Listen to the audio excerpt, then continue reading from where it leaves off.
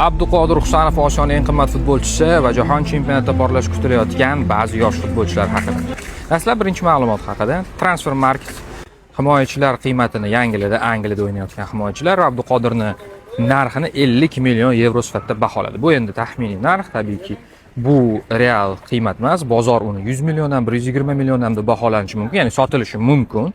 Biroq baribir qanaqadir tayanish mumkin bo'lgan raqam paydo bo'ldi va bu Osiyodagi eng yuqori ko'rsatkich, ya'ni Osiyoda Abduqodirdan qimmatroq ko'rsatilayotgan futbolchi yo'q. Yaponiyalik, koreyalik, eronlik emas, o'zbekistonlik futbolchi. Bunaqasi avval bo'lmagan nazarimda, yana bir qarash kerak. Endi ikkinchi jihat. Jahon chempionati bizni kutyapti va u yerda qaysi yosh futbolchilar porlashi mumkin?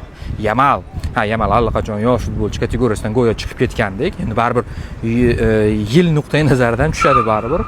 Chunki yosh hali ham 19 yoshda, 17 yoshda Yevropa chempioni bo'lgan. Lamine Yamal tabiiy kutilyapti. Shuningdek, Kenan Yildiz turkiyalik futbolchi kutilyapti. Agar Gülerni shunaqa yosh futbolchi hissasiga qo'shish mumkin bo'lsa, u ham kutilyapti. Va bundan tashqari Niko Pastan ko'pchilik super jahon chempionatini kutyapti Argentina terma jamoasi tarkibida va yana kim unutdim, Endrikka aytdimmi, Braziliya terma jamoasidan undan kutilyapti va men eng ko'p kutayotgan futbolchi bu Abduqodir, endi o'z yo'liga, u ham yosh, Abbos Fayzullayev. Abbos Fayzullayev bu jahon chempionatida men o'ylayman eng yaxshi o'yinni ko'rsatadi, unga daqiqalar berilsa va u o'sha bizda minimum bo'lgan imkoniyatlarni yaratishda va yakunlashda eng muhim figuraga aynan Abbosga ishonaman va uning keyingi faoliyati top klubda bo'ladi nazarimda. Siz nima deb o'ylaysiz?